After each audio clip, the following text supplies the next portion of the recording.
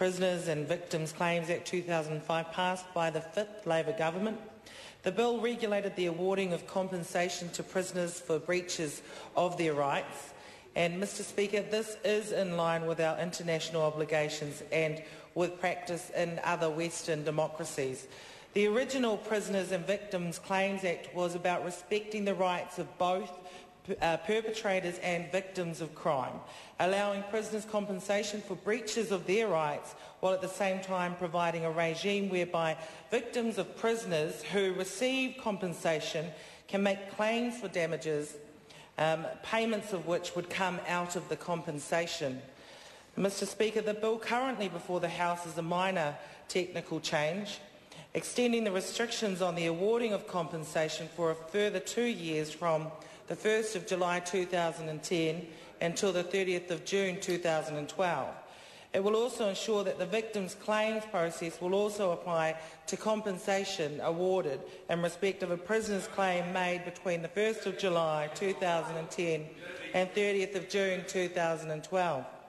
While the current Act says that the awarding of compensation expires on the 1st of July 2010 and the victims' claims process only applies to compensation claims before that date, this bill extends the provision of the Act by 2 years. Mr Quinn.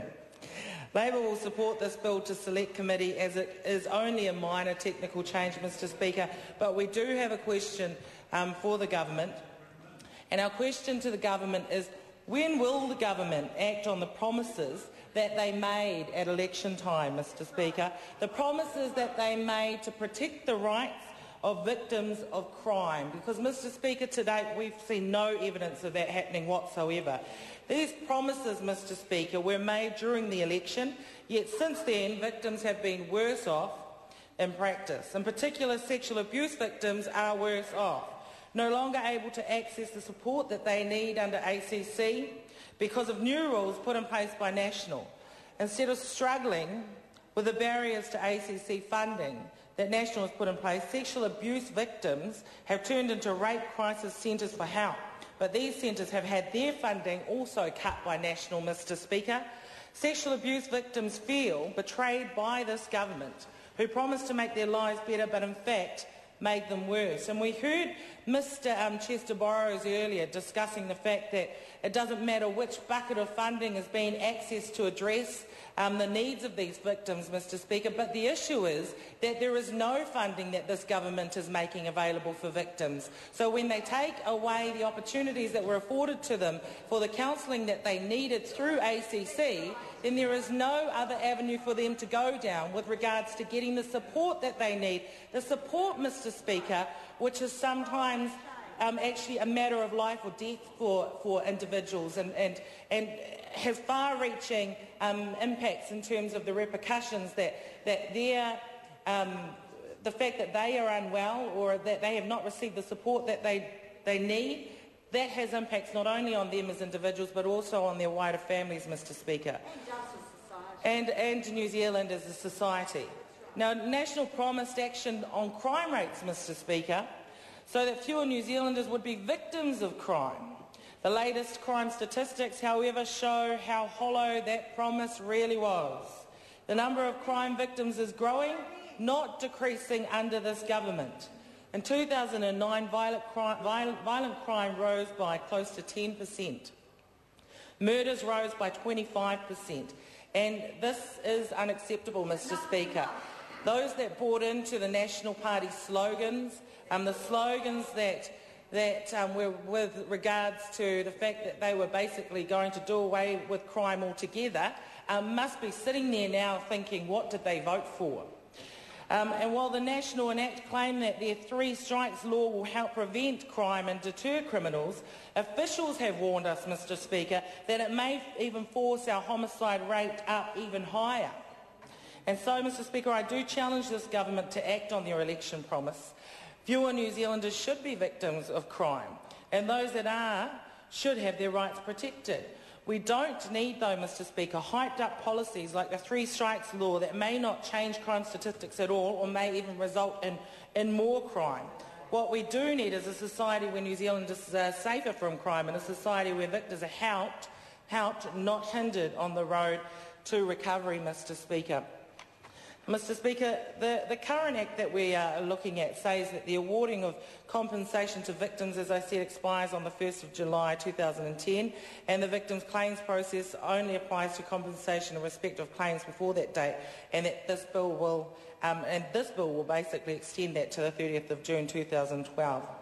Now, Mr Speaker, National has made some lofty promises at the election about looking after victims' rights, but in practice, victims are actually worse off under this national government. Sexual abuse victims are no longer able to get the support they need under ACC, thanks to the changes that national government has made, Mr Speaker. National and ACT are, as I just said, pushing through a three strikes law that officials have warned will make things worse, not better for victims. It will result in less guilty pleas and more appeals, meaning that more victims will have to go through lengthy and difficult trials and appeals processes. Officials also warned that it could lead to an increased rate of homicide. Now, Mr Speaker, why is that government not doing anything to prevent more victims of crime? The latest crime statistics show that the number of crime victims are growing, not decreasing, under that government, Mr Speaker, and that is something that New Zealanders are genuinely concerned about. Now, Mr Speaker, I want to touch on Labour's record on victims' rights because it is pertinent to what we are discussing at the moment. Mr Speaker, in 2002, Labour introduced and passed the Sentencing Act, which introduced a presumption in favour of reparation and resulted in the sentence being used more frequently. The Sentencing Act in 2002 also recognised the potential of restorative justice processes to make offenders more accountable to victims, and it enabled courts to make both financial and non-financial offers of amends by an offender into an account. Labour introduced and passed the Victims' Rights Act in 2002, which extended a number of rights to victims, such as rights to information and the ability to have input into sentencing decisions through victim impact statements. In 2003, the Ministry of Justice launched a campaign to trace those who owed money and spent $385,000 on advertising, an 0800 number for people to call. The establishment of new collection centres further bolstered the collection and disbursement of reparation, and $9 million was allocated in the 2003 budget for this purpose. Mr Speaker, Labour passed the Prisoners and Victims Claims Act in 2005, which ensured that victims of inmates awarded compensation could claim against that compensation.